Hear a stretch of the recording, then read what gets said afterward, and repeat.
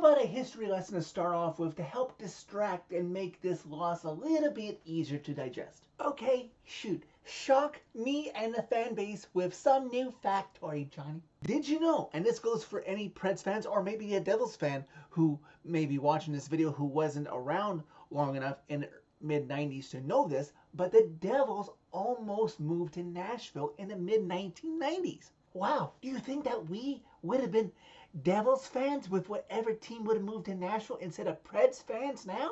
Probably not, because as we all know, the Devils won 2 championships by the end of that decade, and you and me seem to be perpetual underdogs waiting for one of our teams to win a title. You ever just want to get down on one knee and thank the hockey gods upstairs that Phil Forsberg is a Nashville Predator? Hey everybody, it's Jersey Guy.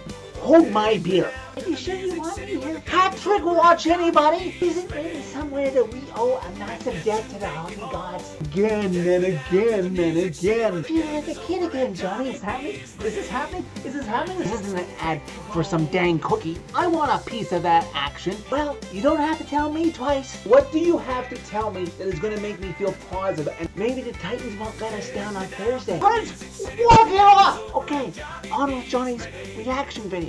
Redemption take you home. Preds lose 5-0 to the New Jersey Devils Sunday night inside Bridgestone Arena. After a solid win against the Avalanche yesterday on Saturday, the Preds come back down to earth with a thud.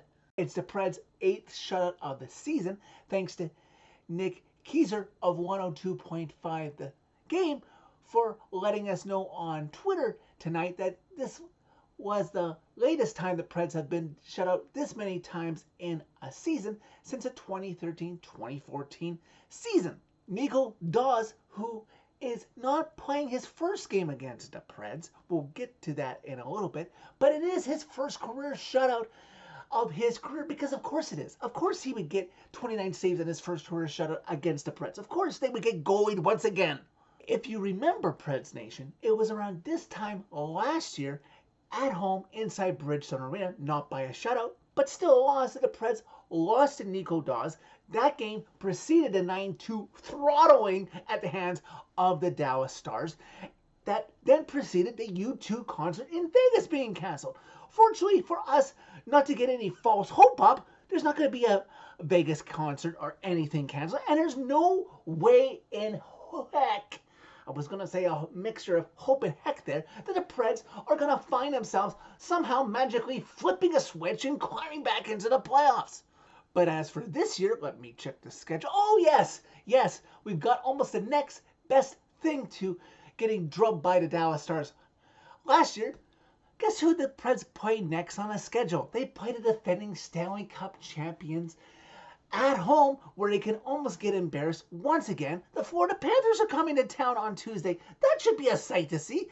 This team gives me no hope that they're going to step up in that game. The Preds are running on a runway with the season. The end of it can't come soon enough, and much like this game being out of reach, this season is out of reach, despite the fact there's still 26 games left to go. All in all, a rough night for Preds fans. And yet again, for me, because of course, TELUS TV in Canada sticks me with the Devils feed, despite the fact that it was Vince Gill and Amy Grant bobblehead night, and that I heard that there was going to be discussion about the Special Olympic bid coming to Nashville near the end of the decade. I would have liked to seen that, but no, of course they get stuck with the MSG feed, so I have to mute that and then simulcast it with 102.5 The Game. I will say though, one thing positive that I can take from the MSG network that covers the Sabres, the Rangers, the Islanders, and the Devils that I wish FanDuel would cover is the fact that their commercials that promote the network, they talk to the die-hard fans who do something to show their love. They get together at a sports bar for road games. They invite MSG into their homes to show off their collection, their man caves. I would love that. Preds fans, not just in Nashville, but I would apply too in a normal situation where I'm not moving. Oh, and by the way, sorry to be bragging about this, but the MSG feed had the easiest trivia question that every Preds fan should know the answer to this question. They asked Devils fans who were watching that feed who was the other coach. There's two. Two coaches in the NHL right now were drafted as players in the 1998 expansion draft by the Preds. Obviously, we know that one of them was Bruno. Well, of course, you should know if you consider yourself a die-hard Preds fan that the other one was Pittsburgh Penguins coach Mike Sullivan. Never played a game for the Preds, but yes, he was taken in the 1998 expansion draft. As for the game, not a lot to write home about if you're a Preds fan, as Luke Hughes set up Andre Palat to make it 1-0 Devils in a relatively even first period, but then it got worse from there. In the second period, Nico Hischier, who had a hell of a game, sets up Dougie Hamilton while circling around Justus Annanen's net, and Dougie Hamilton gets the shot up before anybody, including Annanen, knows where the puck is, but Hamilton knows it's in his net, and the Devils are up 2-0. As well in that second period, Seamus Casey makes it 3-0, and by the end of the second period, the Devils look to be in firm cruising control. As if things couldn't get any worse for the Preds with what they're having to do patchworking this lineup together, with call-ups from Atlanta going to Milwaukee and Milwaukee to Nashville, that the Preds find out that Mark Janikowski is out for the rest of the game to start the third period.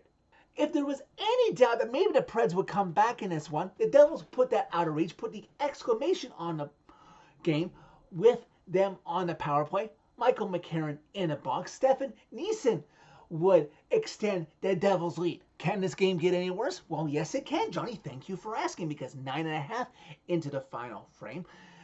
Devils in the Pred zone again. Thomas Tatar gets a shot. Andres England prevents Annan from making a quality save or a quality attempt of any kind on it. It gets past him. Devils putting this one out of reach, rubbing salt into the wound, up 5-0. Preds get one final power play chance in the third period. Frick chance of anything going right for this team. They're not able to score there. Svechnikov would appear to crack the shutout of Nico Daws with just over 2 minutes left to go in regulation, much to the disappointment of me and other masochistic Preds fans who want the stellar, pathetic stats of being shut out to pile up. Oh, wait. No, wait. The Devils want to challenge it. Yes, some may say it's a little petty, but hey, Sheldon Keefe has the right to if he wants to try and ensure the shutout for his boy. And yes, Colton Sissons was a tad offside. The refs got it right, and the lead for the Devils remains 5-0. Good job there by the Devils version of Preds video coach Lawrence Filoni. This game is never in doubt. Devils go on to win comfortably 5-0. Preds get shut out for the 8th time this season, the largest shutout against them of the previous 7 before tonight.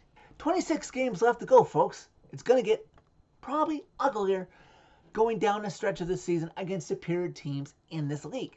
I hope these guys have some measure of self-respect not to get their doors blown off of them by a team that's hungry and just waiting to get back into the playoffs and defending champs on Tuesday. But hey, all in all, I will take this positive out of the weekend. We made Mark Moser, Avs play-by-play voice, miserable on Saturday, and with his loss on Sunday, we kept pace with trying to get that first overall pick in the NHL draft. Yes, San Jose lost too, and so did Chicago. But maybe it's the Preds' turn finally. If they can finish in that bottom 3, that they can overtake those other 2 teams, and some sun can shine on Preds Nation. And in the meantime, before Tuesday's game against the defending champs, I'm just going to continue to pack up around here. I just hit me before I hit the camera to record this Preds fan reaction video. After tonight, just 4 more Preds fan reaction videos to be shot from this basement suite before I'm in my new place. So that's it for this video. Thank you very much for watching. As always, click like if you like this video. Click subscribe if you really liked it. You can find my social media and interact with me during every Preds game or any Preds news or trade that comes up by clicking on a channel name. Tell all your friends about Redemption. Preds Nation, 25 wins is still reasonably within reach, so we can grasp what the ultimate goal will be after this season is that first overall pick in the NHL draft.